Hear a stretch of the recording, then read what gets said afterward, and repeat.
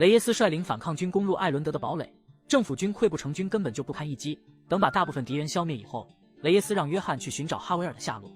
经过逐户的寻找，约翰终于找到了昔日的同事。一见到约翰，哈维尔就打起了感情牌，企图用往日的情分让约翰放自己一马。听他提起往日的情分，约翰就气不打一处来。想当初自己落入敌人之手，达奇和哈维尔却抛弃了自己逃跑，再加上现在自己的家人被别人拿捏，所以无论如何他也不能放过哈维尔。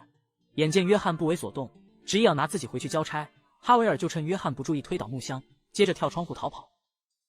约翰当然不能让到手的鸭子飞走，于是就立刻骑上马追赶哈维尔，最后成功将他捕获。为了防止再出现意外，约翰就把他绑得结结实实的。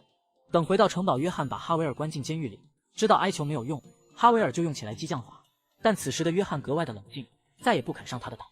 就在这时，敌人的援军赶到，约翰爬上炮台，一人当关，万夫莫开，转眼之间就把他们消灭得干干净净。至此，反抗军彻底地占领了这一座城堡。与此同时，罗斯探员收到哈维尔被抓的消息，于是就带着手下来到墨西哥的边境与约翰进行交接。等从约翰的手中接过哈维尔，罗斯让约翰尽快把比尔给解决掉，到时约翰回到黑水镇就可以去对付达奇了。见约翰有些不情愿，罗斯就特意提到他的妻子阿比盖尔。约翰知道这是罗斯在威胁他，但没有办法，自己的家人在罗斯的手里，也只能按照他的要求办。按着雷耶斯本来的计划，接下来就要向艾伦德发起总攻，但因为不小心雷耶斯被抓，再一次落到艾伦德的手中。为了营救雷耶斯，约翰跟着反叛军攻入雷耶斯的关押地。就在艾伦德的手下将要处决雷耶斯之时，约翰及时赶到，接着约翰拔出枪和敌人对峙起来。没想到就在这时，路易莎举着匕首向敌人冲了过来，敌人开枪射击，路易莎倒地身亡。约翰抓住机会，果断开枪打死2名士兵。为首的军官不服气，想要跟约翰决斗，约翰答应了他的请求。此时约翰的枪法可以说是数一数二的存在，跟他决斗那就是自寻死路。等约翰给雷耶斯解绑之后，他立刻去发表演讲，好动员反抗军进行最后的总攻。看着倒在血泊里的路易莎，约翰为他感到不值，因为从始至终雷耶斯都没有看过他一眼。接下来约翰跟着雷耶斯向敌人发起进攻，此时的反抗军势如破竹，所向披靡，而政府军毫无斗志，节节败退。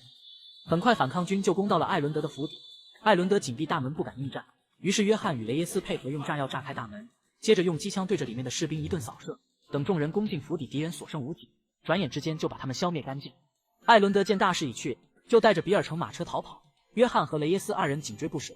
等解决掉所有的士兵和车夫，艾伦德的马车停了下来。为了能保住自己的性命，艾伦德提出愿意交出比尔作为交换条件。小孩子才做选择呢，约翰开枪打死比尔，雷耶斯开枪打死艾伦德，除掉了最后的劲敌，拿下整个墨西哥就是指日可待的事。于是雷耶斯向约翰表示感谢。约翰跟雷耶斯提起路易莎，没想到雷耶斯跟之前一样，根本就不记得他到底叫什么。 Who was she again? Your peasant girl wife to be? Oh yes, of course. She will have a day named after her. Laura's Day. Louisa. What? Oh yes, I know Laura as well. 路易莎一个从农村出来的姑娘，靠自己的努力在城市里找到了一份教师的工作。她为人正直又富有同情心，就连传奇枪手兰登都对她称许有加。但因为路易莎是一个恋爱脑，被雷耶斯耍得团团转，不但害死了自己的父亲，最后还搭上了自己的性命。而从始至终，雷耶斯根本就不记得他到底是谁，这不能不叫人唏嘘，为他感到惋惜。雷耶斯希望约翰能留下来，帮助他完成最后的革命，但约翰必须尽快赶回去搭救自己的家人，于是就拒绝了他的请求。雷耶斯表示理解，他祝愿约翰早日救出家人，而约翰则祝愿雷耶斯革命成功，希望他获得权力以后不要忘记初心。接着2个人握手告别。根据游戏后期报纸的记载，雷耶斯带领反抗军攻入首都，推翻了暴君桑切斯的统治，顺利成为墨西哥新一任的总统。人们欢欣雀跃，奔走庆祝，以为好日子终于来到了。没想到不久之后，雷耶斯就成了新的暴君。